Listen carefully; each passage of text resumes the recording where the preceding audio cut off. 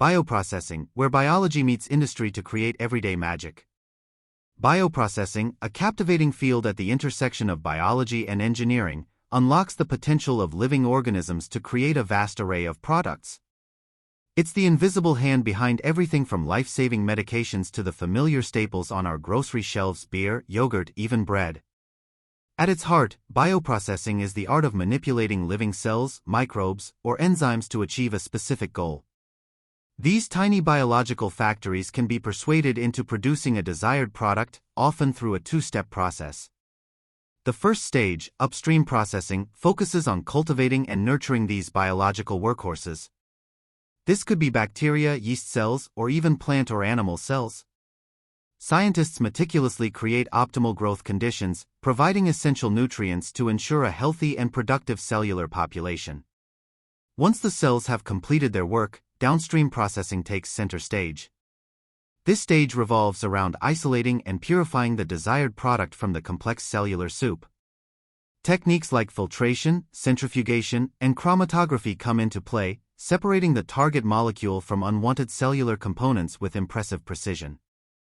The applications of bioprocessing are as diverse as they are essential.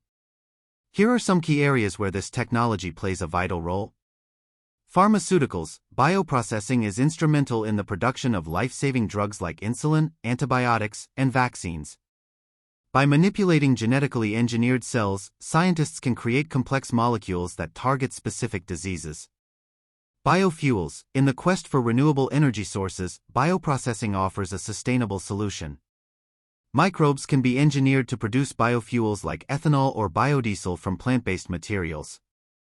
Food and beverages. From the fermentation process that gives us beer, wine, and yogurt to the enzymes used in cheesemaking and bread production, bioprocessing plays a major role in the food and beverage industry. Bioremediation. Certain microbes have the remarkable ability to clean up environmental pollutants. Bioprocessing techniques can be used to harness these natural decontaminators for cleaning up oil spills or contaminated soil. The field of bioprocessing is constantly evolving, with exciting possibilities on the horizon.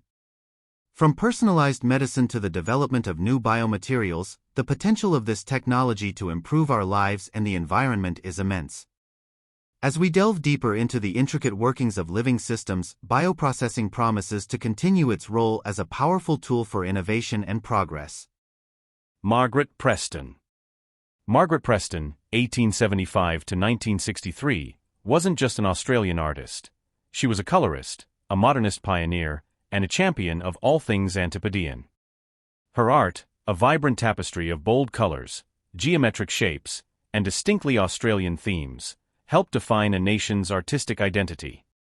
Born in Adelaide, South Australia, Preston's artistic journey began at the National Gallery of Victoria Art School in Melbourne.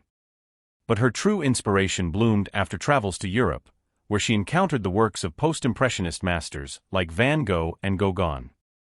Their influence is undeniable, yet upon returning home, Preston embarked on a path uniquely her own. She wove Aboriginal motifs and the vibrant flora and fauna of her homeland into her art. Her canvases burst forth with galahs, kookaburras, and the unmistakable shapes of gum leaves. Even her still lifes, featuring Australian fruits and flowers, pulsed with a distinctly national character. This wasn't mere depiction, it was a celebration of color, energy, and a burgeoning sense of Australian identity. Preston wasn't just prolific, she was a vocal advocate for Australian art and artists. Her work became a cornerstone, helping establish a distinct Australian modernist style. Paintings like Chapapi's in a Sunlit Room g. 1912, the fiery Red Galler g. 1921, or the captivating Galas g. 1928, are testaments to her artistic vision. Even her still lives, like Je Still Life with Melons e. 1930, and Je Two Emu Feathers e. 1937, showcased her masterful use of color and composition. Today, Margaret Preston remains an icon. Her paintings grace the walls of prestigious galleries worldwide, from the National Gallery of Australia to the Tate Gallery in London. But more importantly, her legacy lives on in the vibrant artistic landscape she helped cultivate in her homeland. The law, the bedrock of order, justice, and progress. Law is not merely a collection of rules and regulations, it's the foundation upon which societies are built. It serves a multitude of purposes, acting as the invisible framework that shapes our interactions, fosters stability, and paves the way for progress. One of the most fundamental roles of law is to ensure order and safety. Laws define acceptable behavior and deter crime by outlining consequences for wrongdoing. This creates a predictable environment where people can go about their daily lives without fear of violence or chaos. Imagine a world without traffic laws. The roads would be a terrifying free-for-all. Laws establish a common understanding of rights and responsibilities, reducing conflict and promoting cooperation. Law also plays a critical role in protecting individual rights and freedoms. It safeguards fundamental principles like freedom of speech, religion, and assembly. Legal frameworks ensure that everyone is treated fairly and equally under the law, regardless of their background or beliefs. This fosters a sense of justice and prevents the abuse of power. Beyond safeguarding individuals, the law also promotes economic and social well-being. Contracts enforce agreements, facilitating commerce and trade. Property laws protect ownership and encourage investment. Labor laws ensure fair treatment of workers, leading to a more stable and productive workforce. Environmental laws safeguard our natural resources for future generations. The law is a dynamic entity, constantly evolving to meet the needs of a changing world. New technologies and social issues necessitate adjustments to existing legal frameworks. This adaptability allows societies to address challenges like cybercrime, data privacy, or bioethics. Of course, the law is not without its imperfections. Laws can be complex and challenging to navigate. Unequal access to legal representation can create a sense of injustice. However, the ongoing pursuit of a fairer and more just legal system remains a cornerstone of a healthy society. In conclusion, the law serves as the invisible scaffolding that upholds a society. It fosters order, protects individual rights, promotes economic well-being, and allows societies to adapt and progress. While there may be challenges, a strong commitment to the rule of law is essential for building a just and thriving world for all. William Gilbert, father of magnetism and electricity. Before the 17th century, magnetism and electricity were shrouded in mystery. Then came William Gilbert, a pioneering English physician and natural philosopher, who revolutionized our understanding of these invisible forces.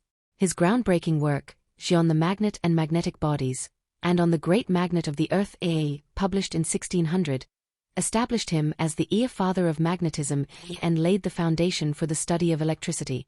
Prior to Gilbert, explanations for magnetism were often fanciful. Some believed the Earth itself was a giant magnet, while others attributed its properties to a magnetic mountain at the North Pole. Gilbert, however, took a decidedly scientific approach.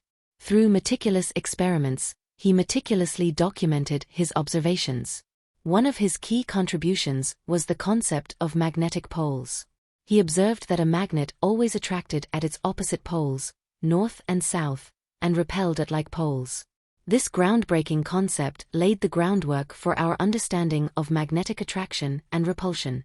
Gilbert also introduced the term geoelectricity, derived from the Greek word for the amber, electron, a material known for its ability to attract small objects when rubbed. While he didn't fully grasp the connection between electricity and magnetism, his recognition of these distinct forces paved the way for future discoveries.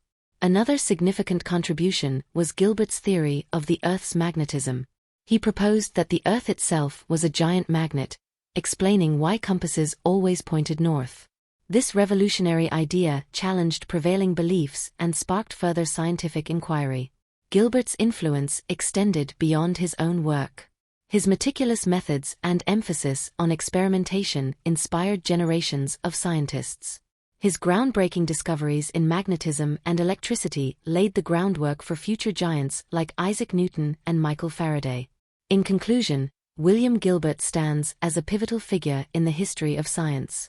His dedication to experimentation, his groundbreaking discoveries about magnetism and electricity, and his introduction of the term geoelectricity all mark a turning point in our understanding of these fundamental forces.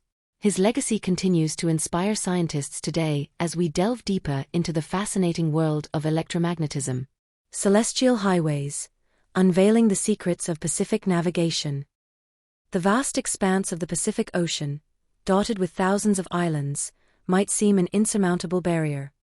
Yet, for millennia, intrepid Pacific voyagers traversed these waters with remarkable skill and precision, navigating by the stars and natural signs.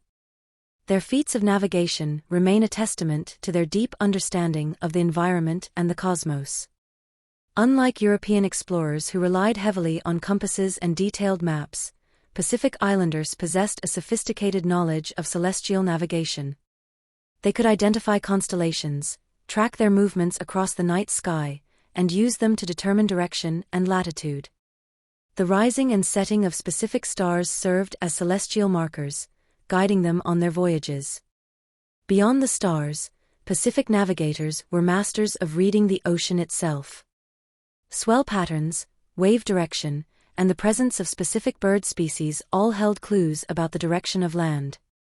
Cloud formations and variations in watercolor were interpreted as signs of approaching islands. This intimate understanding of the ocean environment allowed them to navigate vast distances with an uncanny accuracy. The technology employed by Pacific voyagers was as ingenious as their knowledge. Double-hulled canoes, designed for stability and long-distance travel, were their vessels.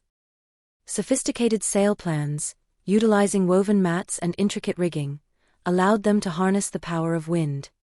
Some cultures, like the Marshallese, even employed intricate stick charts, crafted from coconut midribs and shells, to represent currents, wave patterns, and the locations of islands. The reasons for these voyages were as diverse as the cultures themselves. Some journeys were undertaken for trade, establishing networks that stretched across vast distances. Others were migrations, seeking new lands and resources. There were even exploratory voyages, driven by a thirst for knowledge and the expansion of their world view. Understanding Pacific navigation is not just about the past, it holds valuable lessons for the future. The sophisticated knowledge and respect for the natural world displayed by these voyagers offer insights for sustainable navigation practices today. Furthermore, their ability to navigate vast distances without sophisticated technology serves as a reminder of human ingenuity and our profound connection to the environment. The Pacific Ocean, once seen as a barrier, becomes a remarkable highway when viewed through the lens of these voyagers' skill. Their legacy continues to inspire, reminding us of the power of human knowledge, our connection to the natural world, and the boundless human spirit of exploration.